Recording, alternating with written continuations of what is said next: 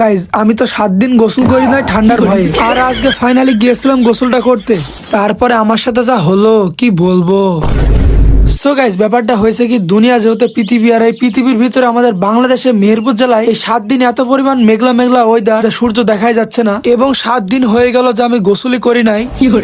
এই জন্য আমি ডিসিশন নিয়ে ফেলেছি যে আজকে গোসল করতে যাবই। তো গুটি গুটি পায়ে এক বুক সাহস নিয়ে আমি চলে যাচ্ছি আমাদের ভৈরব নদীর দিকে।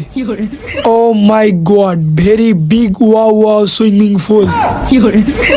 তো তারপরে এই যে কান টুপি সুইটার জাঙ্গিয়া সব খুলে, না না মানে ওইটা খুলে হয় বলো, মান সম্মান থাকবে?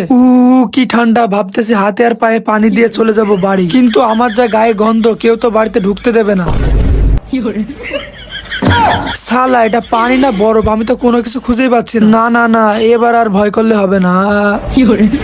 তো তারপরে আমি সিদ্ধান্ত নিলাম যে আমি এই শীতের ভিতরে যদি গোসল করি আমি বাঁচবো কি সন্দেহ, তাই আর কোনো উপায় না পেয়ে আমাকে এটাই করতে হলো।